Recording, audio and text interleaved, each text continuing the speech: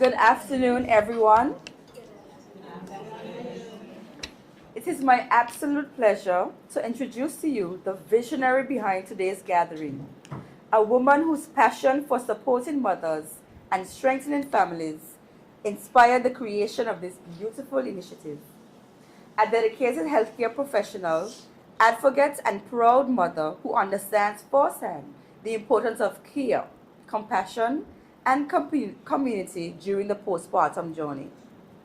As the founder and CEO of P for Postpartum, a necessity for her recovery, she is committed to raising awareness about maternal well-being and ensuring that mothers feel supported, informed, and empowered during one of the most transformative seasons in their lives.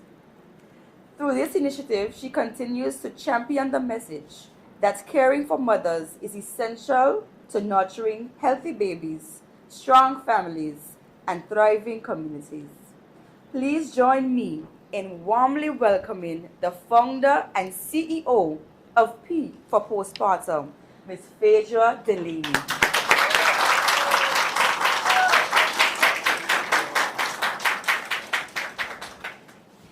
Thank you. Good afternoon, you beautiful people. Pleasure to have you here. My name is Phaedra Delaney, and I am the founder and CEO of P for Postpartum, a necessity for her recovery. On this Women's International Day, we celebrate strength, resilience, and the extraordinary contributions of women in every space, in leadership, business, families, and in communities. But today, I want to highlight a woman who is often overlooked, the woman in the fourth trimester. We celebrate pregnancy, we celebrate birth, but we do not talk enough about recovery. Postpartum is not just a phase, it is a critical transition. It is a beautiful but often challenging season. It is a time when mothers are healing silently, adjusting physically, emotionally, and learning to care for a brand new life all at once. It is where a woman's body heals, her identity shifts, and her support system is tested. And yet, many women are expected to bounce back without the proper tools, education, or care. Let's take a step back. What was a vision back in 2022 became an idea and now a reality. About 13 years ago, I remember gifting a friend for her baby shower things for her. Gave her a card that said, "Everyone is excited about taking care of the baby, but we have to take care of you too." While there was a brief moment of silence, as genuine as my gift was, I felt judged. They were probably thinking that I only cared about her getting back outside. But truth be told, the way that we feel immediately after bringing forth life, physically and emotionally, is no joke, and many can attest to this. Becoming a mother is a beautiful and life-changing experience, but the recovery journey after childbirth is often under-discussed and under-supported. Thank God many folks, including myself, are bringing awareness to postpartum and postpartum depression. The journey is not to scare you, but to help you because knowledge is power. Which brings me to the purpose of being here. I am honored and blessed to speak of this in the realm of experience and my continued care for women in a totally different aspect of confidence. It is with profound pleasure I introduce to you P for Postpartum.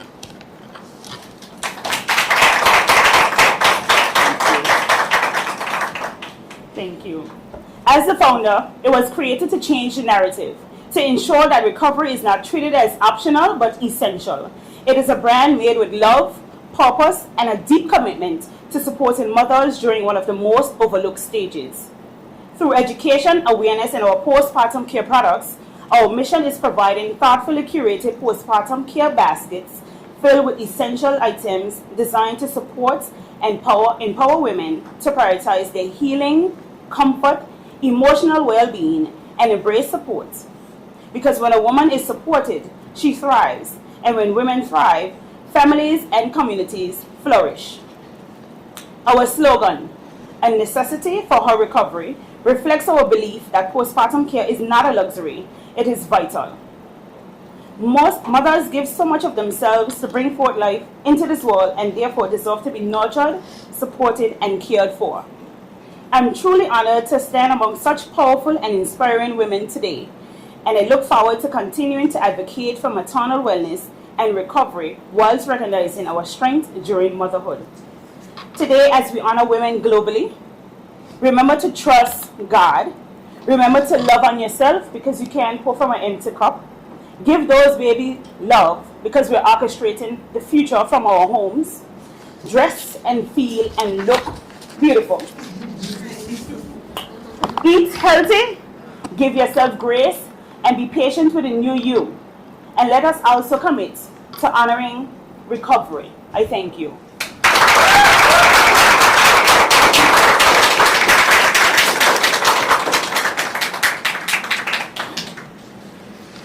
Wonderful. Congratulations once again, Phaedra, on this new journey. Now I'm going to introduce all of the speakers, and you guys are going to come to the forefront when I call you guys up. Today, as we gather in this beautiful space of connection and care, it brings me honor to welcome and introduce our guest speakers. Four incredible women who are deeply committed to supporting mothers through one of life's most sacred journeys. First up, please help me warmly welcome our esteemed midwife, Nurse Chika.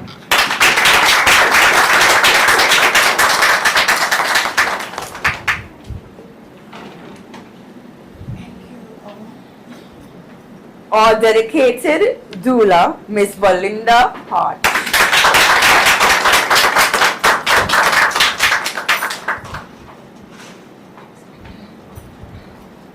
Our compassionate professional, Miss Natalie Irish.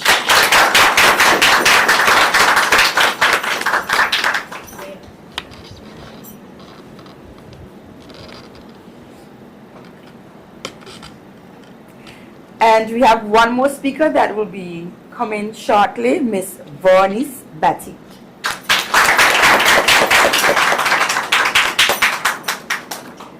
These women truly embody what's P for postpartum and necessity for her recovery.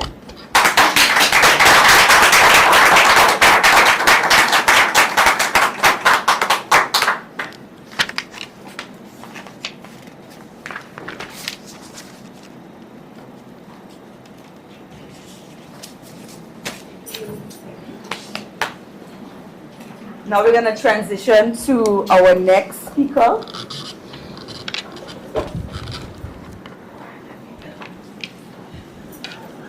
Miss Natalie Irish. Recovery is not only physical, it is emotional, mental, and deeply personal. At P for Postpartum, we believe that supporting a mother's mind is just as essential as supporting her body. It is my honor to introduce our mental health coordinator, a compassionate professional with a strong commitment to advancing mental health care and strengthening mental health education across the Caribbean. Her work is grounded in service and purpose, fueled by love and inspiration she draws from being a mother of four.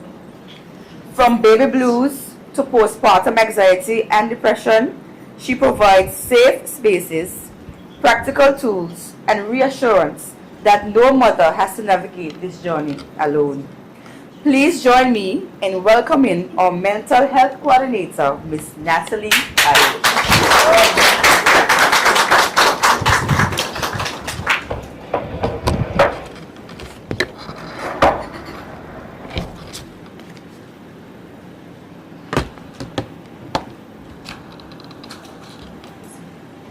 All right, good day, everyone. First of all, I'd like to thank Faith for this initiative. When I came to Anguilla, I came with bright eyes and bushy tails, and I wanted to do so much for mental health. And you know, hear me? You want me to stay here? You're gonna ruin my whole outfit. I don't stay still. I don't know how to stay still. In mental health, we don't ever stay still. So I move around a lot, and my hands move a lot. So when Faye brought this initiative to me, I was pleasantly surprised and I was really interested because this was in the back of my mind to actually start. My pilot was going to be in South Hill Clinic, so this was actually something that was in the making.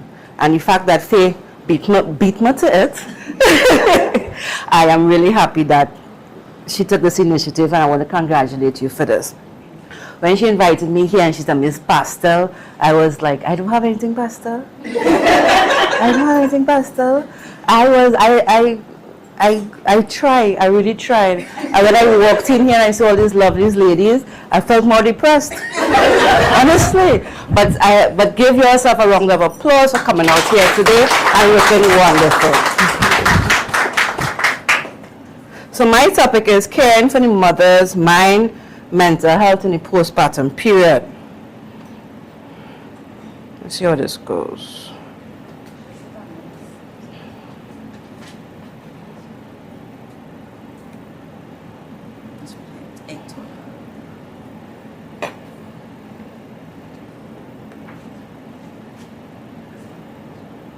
So there's something about me. I'm from Trinidad and Tobago, wonderful island of Trinidad and Tobago. Everything is curry and carnival. As she said before, I'm a mother of 4, ranging from 21. When you have more than 1 year, forget the ages. 21, 13, 9, and 5. I was blessed with two boys and 2 girls, so you know I'm done there. All right. So as she said, I'm the coordinator for mental health services. I also have a whole list of stuff, but today's not about me, it's about you. So let's talk about you. I also think I don't do much PowerPoint because I want to focus to be on me. It's all about me. And I don't do handouts because at the end of the day, you're going to go home, I'm going to throw it somewhere, and I'm not going to read it again. So, but I did find this clip on TikTok, which I find was really, it spoke to me when I saw it. Let me hope it plays. This girl had just given birth and her family was excited to see their newest baby. Remember, but when her husband showed her mom a grandbaby, she rushed him off to check on her baby daughter who had just given birth because she knew how tough it was to go through labor and bring a new life into this world, showing just how much she loves her.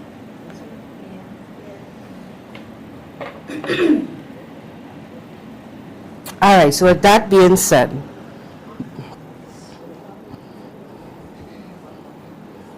when a baby is born, most of the attention, it tends to go naturally to the baby.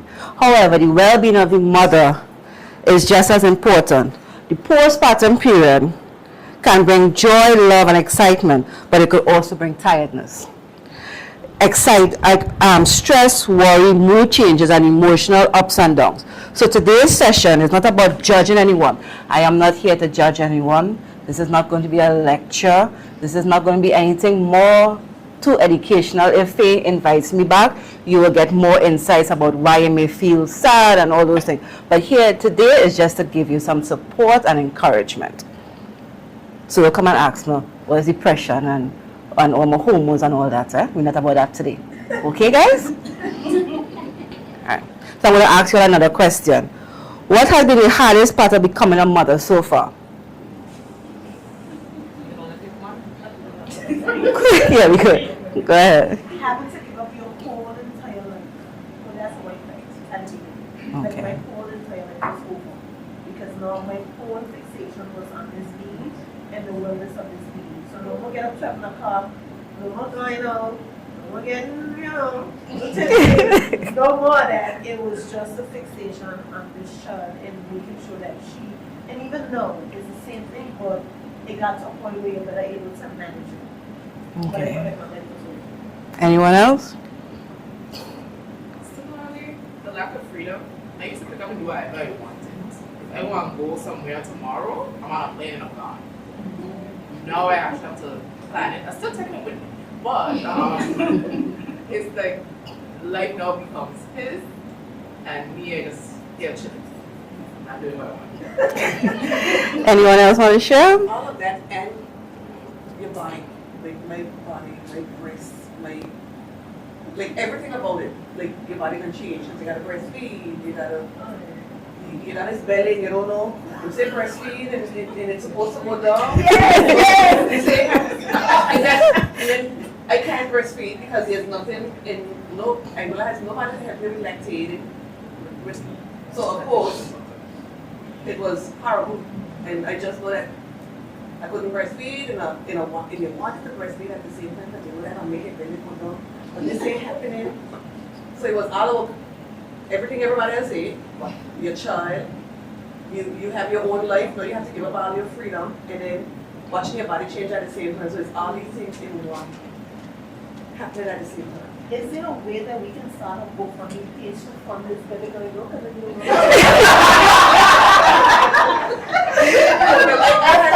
I'll be honest, I had an uncle that's a strict Rastafarian, and I did P90X, and I bought those Spanish high-waist panties. And I gave, no, those ones where you had a wrong side. I did the P90X, I ate like a real Rastafarian, and wore those panties, and I was a Spanish lady used to walk at that. All right, so let's bring it back. Let's bring it back. All right, so thank you for sharing. Yes, we all go through these feelings. I remember when I have 4 kids, right? And they tell you, go and breastfeed, your stomach will get back. This is me making sure every minute come, I want my stomach to go back. You understand? And then you're not lactating, and this is you trying, the midwife telling you, put the baby on the breast, the milk will come. This is you, put the baby on the breast, you're crying because the child bites in you. You want your child to feed, the child crying because the child not getting no feed. You wondering why I'm not lactating, you're feeling incompetent, you're feeling like a failure. Because I remember at that time too, which baby that was, right? I can't remember which baby that was. Whole night I there with this child. He on the breast. When I get tired with the breast, with the left, I go to the right. When I get tired with that and he's still crying, huh? He ain't stood up at all. I go and mix formula. I say, well, that might help you. That ain't help. I say, when I walk from one side of the house to the next side of the house. I get tired. And then I decide, can I change the pampers? The pampers might be wet. I change the pampers, he's still crying. This is me watching this little being now. I frustrated, he crying to me, telling me, well, something wrong with me. And I watching him and like, what's wrong with you? This is why I don't like babies, because babies can't tell me what's wrong with them. If I could have my wish, a child could have been like about 2 years, when he could have just talk and tell me, mommy, I fall, here hurting me, I'll be happy. But when you have this child, and this child frustrated, and you frustrated, and when you look around, nobody, because honestly, I remember going through that. My husband wasn't there, my aunt and them sleeping, and I in the dark with this child crying, and I frustrated. If I was not a mental health nurse, God knows what would have happened. I'm being honest to you, because it have a lot of ladies, when they're going through and they start to get frustrated, they don't know what to do, and they will reach the point where they might do something that we will not. I have expressed my daughter. I told her, I see why people put IUs out of my career. Oh, honestly, I did everything. I breastfeed her, change her pamper, I sing and walk, I dance, I did everything, and then I laid her down and I said, I see this is what. Are you going to sleep? No, I understand and I empathize with you. This is why P for postpartum is important, because when you're in your house with your child, especially by yourself, and this is thoughts running through your head, you yourself asking yourself, because you know it's not normal. Once you told this child for 9 months, you have all these stretch marks, everything stretched and looking different, and this is you telling yourself, no, I really don't want to, because you're frustrated, ma. You understand? So guardians like this is to make literally normalize that it's okay to go through those things. It doesn't make it no different. You're just like every other female out there, every other mother out there. And people postpartum understand that and employ it. And with this safe space and with the social networking we hope we'll have, we could call persons or say, you know what, Gil, I ain't doing so well today, I need some help. All right, so I applaud again P for postpartum for seeing the importance of this. So after childbirth, many mothers go through, and as we hear Chica and we hear Miss Hodge, they spoke about baby blues. Because my time is going, and I said this is not an educational lecture, it's for all for supportive space. Baby blues is when I feel emotional and overwhelmed, but this will settle soon, meaning it don't really last that long. All right? The baby blues will last like about between 2 weeks, up to a few days to 2 weeks after childbirth, right? Postpartum depression now is where I feel persistently sad, down or disconnected, and it's not going away. So, you know you have this child here, but when you watch your child, you don't want to change your pamper. I don't want to breastfeed you. Matter of fact, what are you even doing there? Go somewhere else. Because you're just sad, and you're not feeling yourself, and you're crying, you don't want to bathe, you don't want to eat. If you're 12 weeks and gone, 14 weeks, you're 14 weeks and gone, and you just want to stay home. You don't want if you have a significant other, he's saying, come, let's go somewhere, and you watch them like, I don't like you right now. All right, we go through this. This is what postpartum depression is. Postpartum anxiety, because we hear Chica and we hear Ms. Hodge talk about baby blue and we talk about depression. There's something called postpartum anxiety. This is where you can't stop worrying, your mind is racing, you can't relax. So you have the constant worry, you're always fearful, you're always restless, you're tense, you're unable to relax. You find yourself getting up in the night and you're just watching over the child and you're watching to make sure your child breathing. I went through that also. You understand? You know, when children are too quiet, you have to you want them to be quiet, but then at the same time, they're a little too quiet, so you just go to make sure, hey, let me see if you're still breathing. You might even poke them too, just to make sure. That is anxiety, right? Alright, so this is the treatment that we could go through. We could go through baby blues, depression, or postpartum anxiety. And again, I'm going to reinforce. Having these experiences does not mean that you're weak as a mother. It doesn't mean that you're weak as a person, because as Ms. Hodge said, we have the African descent. Well, I shouldn't say the African descent, but of the Caribbean descent. They automatically think that we're supposed to be stronger, we're supposed to be able to take pain, because I think the masters and them put in our mind, because we had the big hips, we good for bearing children. Understand? Because we went through slavery, we're supposed to be able to, well, if you could go through slavery, you could go through anything. You understand? We could go through that pain. And that this is where we need to normalize that no. I need help, I need someone to talk to, I need my sisterhood, I need my partner, I need support. Alright? So, I'm going to ask a question here now. When you feel overwhelmed, stressed, or emotionally drained, what helps you to cope? Anyone else? What helps you to cope? Music. Crying is very good.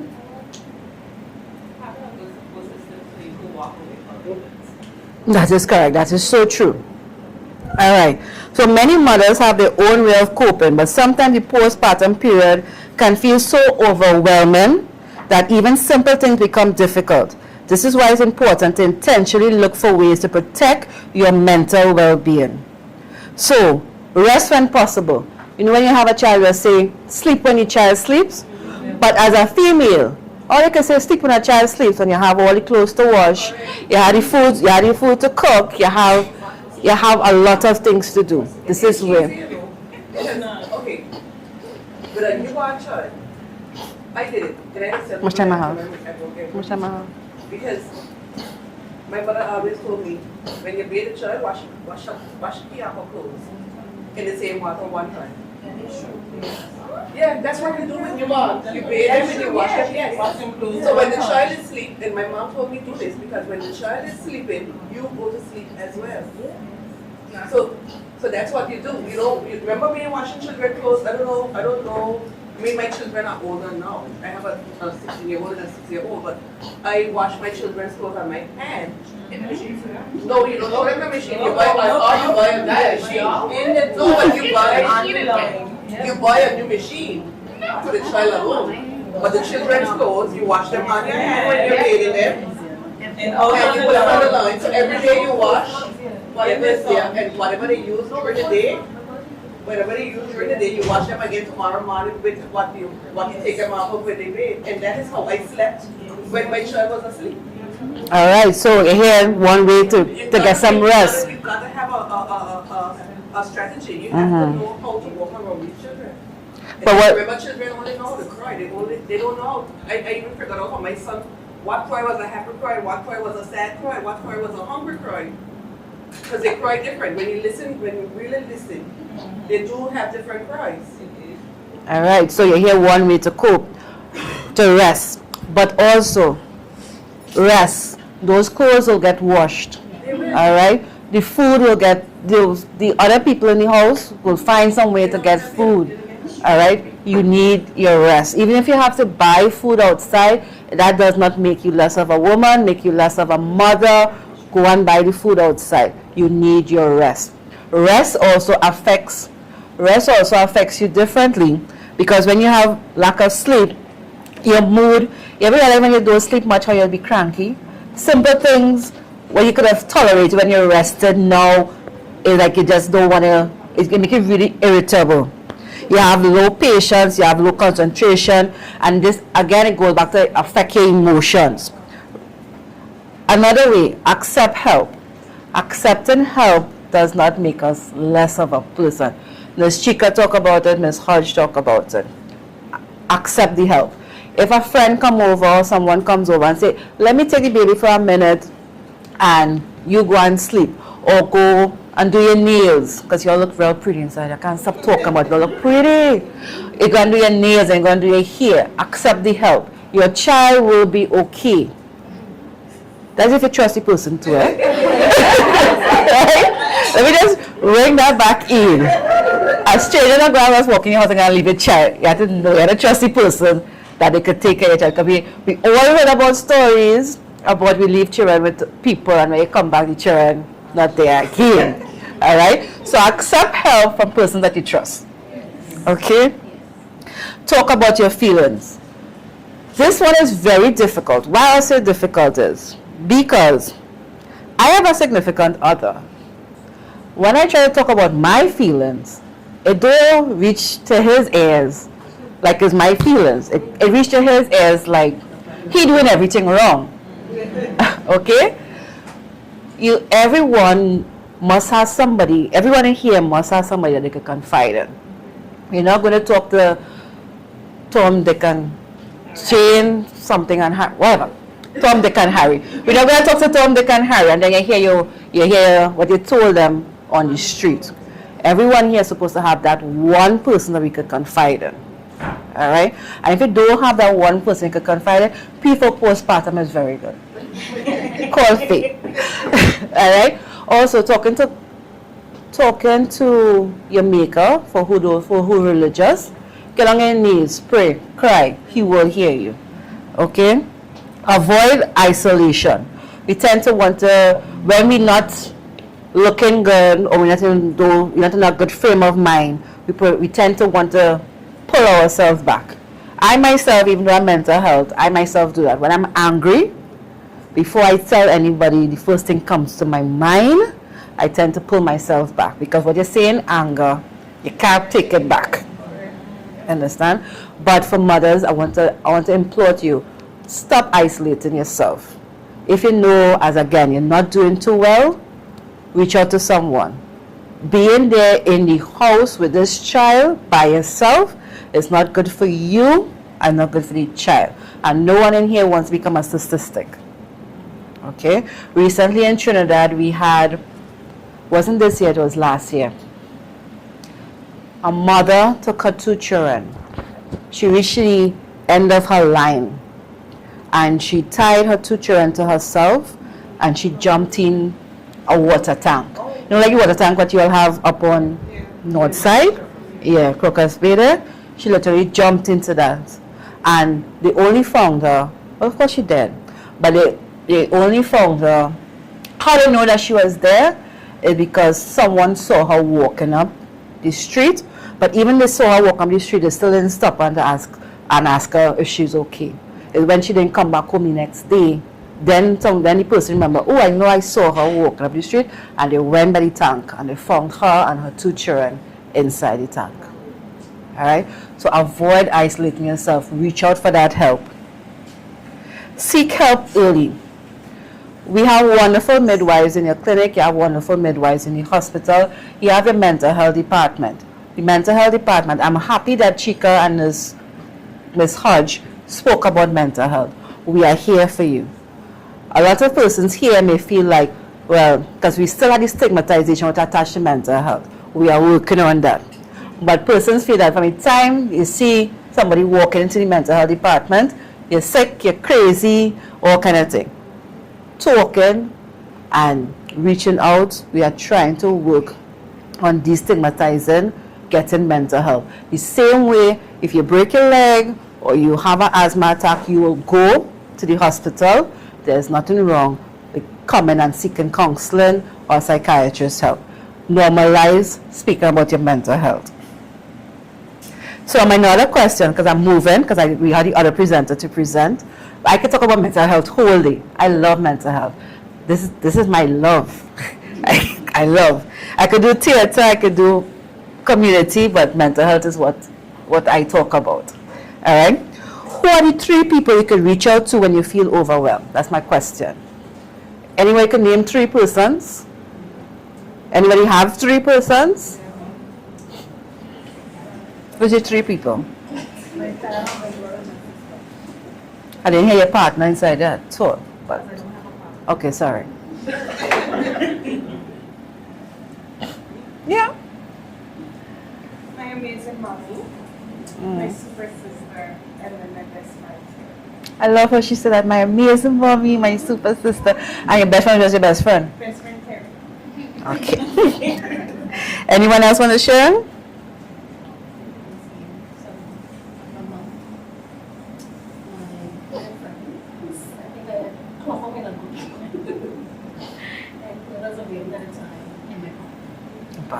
All right, good. So at least everyone here at least have 3. But don't feel bad if you only have 1. At least you have somebody. Don't feel bad if you don't have none. P4 postpartum is here for you. I'm well endorsing this, right? One of the strongest protective factors for mental health is support. Mothers cope better when they feel heard, helped, and connected.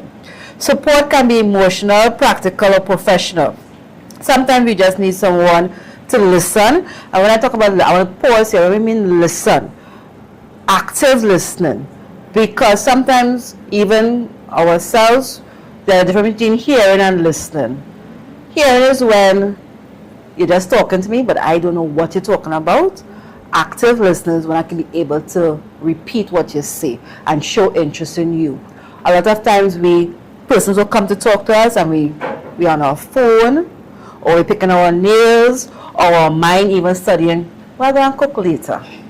You understand? Active listening. So many mothers carry stress in their minds and bodies without even realizing it. So what I want to do I have time? I have time? What I want to do here is a little relaxation exercise. And before we do that, do you have any questions for me? I was really clear. When is your next session? Whenever Faye invites me back. So no questions, right? Alright, so what I'm going to do here is just a simple relaxation exercise that anyone could do in their home. So let me see if I can get this to play. So one of the things I've noticed with my job is that a lot of people have advice to give. But sometimes the advice is like, Questionable. Yeah, but you're not pregnant. You don't know what I'm going through. You've never been. And so how do you, it's not even about being polite to tell them like, your advice is not welcome, but at the same time, how do you deal with that? Because I think for me, that's been like one of the things that I kind of have to process a lot. Like, I want to be accepting of the advice because I know it's probably coming from a good place, but at the same time, it's like it comes as pressure. Like, oh, you need to make sure, and I'm like, So sometimes advice is unwarranted. So what do we do when we get the advice that is unwarranted? One, we could tell the person, thank you very much, but I will do my research. Or thank you very much, I am dealing with this. Or something like that. Because I don't want to be rude to the person. Alright? So you just thank them very kindly and then you tell them you move on from it. If it's a little too, like it come a little too regular, you just tell them, I'm processing this right now. I appreciate everything that you're doing, but I feel, be honest to yourself. I'm a bit overwhelmed, but I thank you for advice. And if anything needed, I'll come back to you. But thank you. Okay? What happens when you want to be rude? Thank you. Thank you. Thank you. I'm gonna thank you for it. What happens when you want to be rude? Our Caribbean culture is to tell you stuff when you really don't want to hear it, and some people are so persistent with they want to put it in your ears and they don't want to get out your face. Well, you try to be nice, but sometimes you have to meet them where they are to just let them know. and especially with things like this, like when you're going through stuff already, when you've accepted advice already, but you don't want it anymore. When can you just be rude and not apologize? When you're pregnant. I've always believed is not what you say, it's how you say it. We could be, I could be very, very mean. I'm being honest, I could be very, very mean, but my face can never tell that I'm being mean. When I be mean to you, you will have to go home and start and process it and be like, wait. She was rude. So it's not what you say, it's how you say it. Telling person off doesn't have to include obscenities. It doesn't have to be insultive. It just had to be frank and honest. Alright? Frank and honest. Anyone else? Rochelle? She's silent. Alright, no problem. So, I only have 5 more minutes. I would really like to do this relaxation with you guys, but I need to allow the other person to come on. Alright? Whenever Faye invites me back, believe me, so I owe you a relaxation exercise. Okay?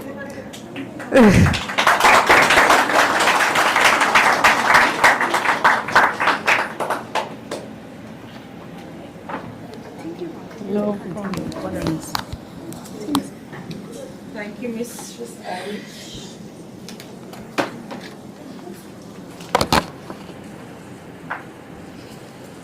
Thank you for your presentation, Miss Irish. There are some cards on your plates. Those are the cards, right? We would love for you to fill them out. We have some prizes to give away as well. So we would like the cards to be filled out. And we're going to call the next presenter in a bit.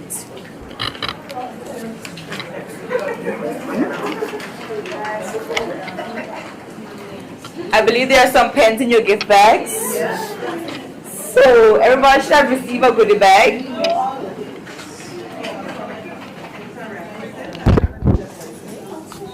In the goodie bag.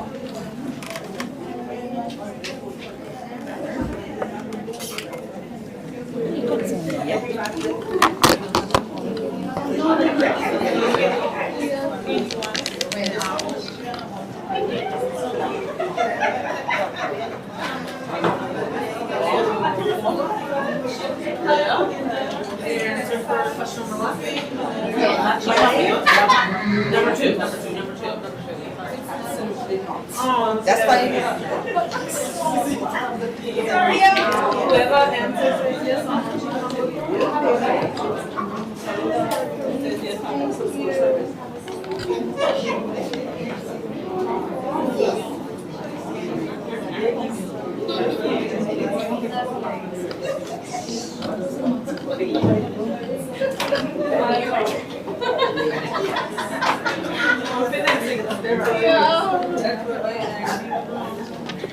Okay, so now we're gonna be wrapping up.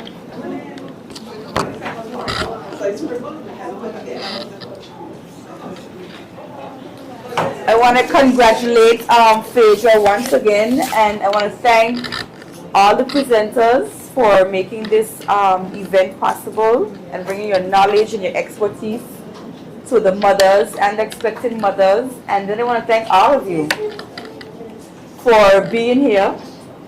I want to thank all of you for being here at this event today. Happy Women's Day to all of those women, all of the women in here. We're going to be wrapping up the live now, so we just want to say our thank yous to everyone for attending the event and congratulate Phaedra. Where's Phaedra?